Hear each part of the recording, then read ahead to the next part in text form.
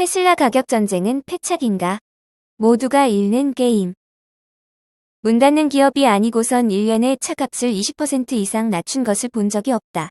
자동차 시장 리서치 업체 콕스 오토모티브의 마크 셔먼은 테슬라의 올해 대대적인 가격 인하를 우려하며 이같이 지적했다. 비즈니스 인사이더는 테슬라가 올 들어 자사 전기차 평균 판매가를 약 25% 인하했다면서 이 같은 급격한 가격 인하 전략에 대한 우려가 높아지고 있다고 보도했다. 테슬라는 보급형 모델 3 가격을 연초 48,000달러에서 현재 44,380달러로, 고급 세단 모델 S 가격은 13만 달러에서 96,380달러로 인하했다. 콕스 오토모티브의 셔먼은 이 같은 대규모 가격 인하는 이례적인 일이라면서 회사를 정리하는 것이 아니고서는 이런 대대적인 가격 인하는 있을 수 없은 일이라고 지적했다. 테슬라는 경쟁 심화 속에 전기차 시장 입지가 좁아지자 자사 시장 점유율을 높이기 위해 가격 전쟁을 시작했다. 가격을 내려 소비자들을 끌어들여 매출을 끌어올리는 전략이다. 이윤을 조금 희생하더라도 장기적으로 남는 장사라고 일론 머스크 최고 경영자가 판단한 데 따른 것이다. 그러나 이 같은 박리담의 전략은 되레 테슬라에 부담이 되고 있다. 대대적인 가격 인하에도 불구하고 테슬라의 미국 전기차 시장 점유율은 연초 62%에서 현재 50%로 떨어졌다. 가격 인하로 마진은 줄어들고 있고 3분기 마진율이 1년 전 25.1%에서 올해 17.9%로 쪼그라들었다. 가격 인하로 시장 점유율을 사수하겠다는 머스크의 결정은 그러나 점점 재앙이 되고 있다. 테슬라는 3분기 매출, 출하, 자이언금 흐름 모두 시장 전망을 밑돌았다. 특히 FCF는 1년 전 34억 달러에서 올 3분기 8억 4,800만 달러로 급감했다. 마진율이 계속해서 하강해 테슬라가 결국 다시 현금 부족에 시달릴지 모른다는 우려까지 낳고 있다. 비용 절감의 머스크라는 말이 나오고 있는 것이 무색하게 테슬라의 비용 절감 노력도 말로 그치고 있다. 3분기 자본 지출은 지난해 18억 달러에서 올해 24억 달러로 크게 불어났다. 연중 최고 수준이었다. 가격이 계속해서 내려가는 와중에 비용이 눈덩이처럼 불어나면 결국 테슬라는 또 한 번 현금 부족, 파산 위기로 내몰릴 수 있다. 가격 전쟁은 테슬라만 곤란하게 만드는 것이 아니다. 경쟁사들도 울며 겨자 먹기 식으로 가격 전쟁에 동참하면서 전기차 산업 전반이 심각한 출혈 경쟁과 현금 부족 위기로 내몰리고 있다. 이 같은 출혈 경쟁에도 불구하고 전기차는 여전히 내연기관 자동차에 비해 훨씬 비싸서 수요가 대폭 늘어나기를 기대하기 어렵다. 전문가들에 따르면 전 세계 전기차 평균 판매가가 지난해 65,000달러에서 올 7월 53,633달러로 떨어졌지만 평균 48,451달러 수준인 내연기관차에 비해 비싸다. 테슬라의 가격 전쟁은 단기적으로도 또 장기적으로도 패착인 것으로 보인다. 매출이 실제로 줄면서 단기 효과는 없는 것으로 판명났고 장기적으로도 전기차 업체 실적에 도움이 안 될 것으로 보인다. 테슬라가 4만 달러대 보급형 전기차를 출시한다고 해도 사정이 크게 달라지지 않을 수 있기 때문이다. 펜실베이니아대 와튼스쿨의 존장 마케팅 교수는 소비자들이 4만 달러짜리 전기차에 익숙해지면 절대로 6만 달러짜리 전기차로는 돌아가지 않는다면서 가격 전쟁은 결국 지금 좀 더 많은 소비자들을 끌어들이는 대신 미래 수천만 달러 매출을 희생하는 것이라고 지적했다. 애플, EU의 특별 규제 대상 지정에 맞서 소송 추진. 애플이 내년부터 유럽에서 본격 시행되는 디지털 시장법상 특별 규제 대상에 포함된 것과 관련해 소송을 추진하고 있다고 블룸버그 통신이 보도했다. 소식통은 유럽연합 집행위원회를 상대로 한 애플의 소송은 아직 초안 형태이지만 이에 제기 마감일인 오는 16일까지 EU 법원에 제출될 예정이라고 전했다.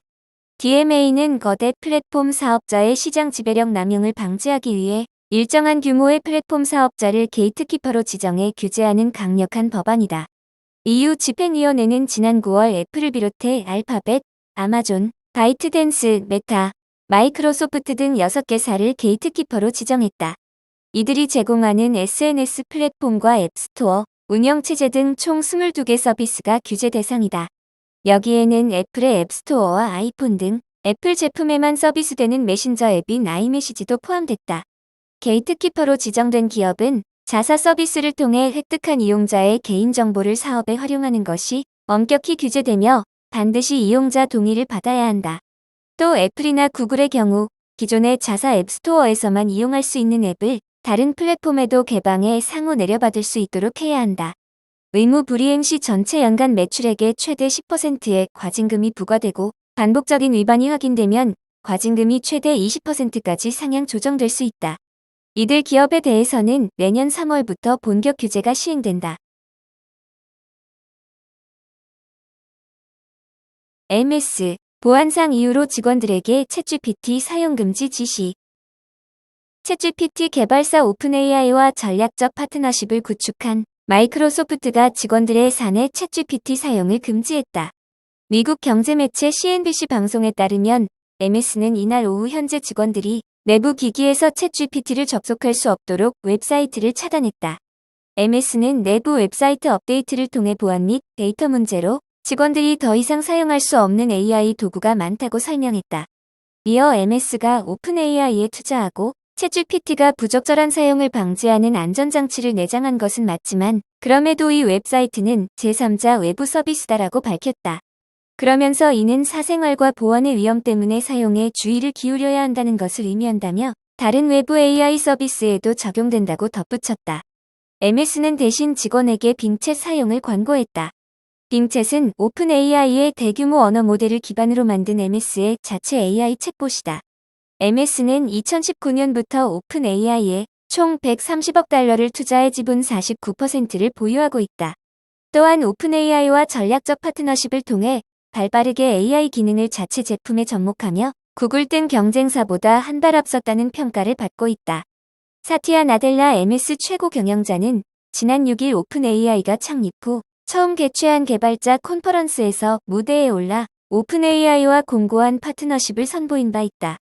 앞서 애플과 JP모건 체이스, 통신업체 버라이즌 등도 자사 일부 직원에게 내부 정보 유출을 우려해 챗GPT 등 외부 인공지능 도구의 사용을 제한한 바 있다. 중국 바이두, 엔비디아 대신 화웨이의 AI 반도체 주문. 중국 대표 빅테크 중 한 곳인 바이두가 미국 반도체 업체 엔비디아 제품을 대체하기 위해 화웨이의 AI 반도체를 주문했다고 로이터 통신이 복수의 소식통을 인용해 보도했다. 보도에 따르면 대형 언어 모델을 운영하고 있는 바이두는 지난 8월 화웨이의 AI 반도체를 주문했다. 이는 미국 정부가 미국의 대중 AI 반도체 규제 조치를 발표한 지난달에 앞서 이뤄졌다. 바이두는 엔비디아의 A100 반도체 대항마로 개발된 화웨이의 AI 반도체 어센드 910B를 1600개를 주문했다. 이는 약 200개의 서버에 사용할 수 있는 규모다. 바이두는 자체 AI 반도체인 쿨루9을 갖추고 있지만 LLM 훈련에는 엔비디아의 A100에 의존해왔다. 이와 관련 화웨이는 지난달까지 바이두로부터 수주한 물량의 60%에 해당하는 1000개의 어센드 910B 납품을 완료했다고 소식통은 덧붙였다.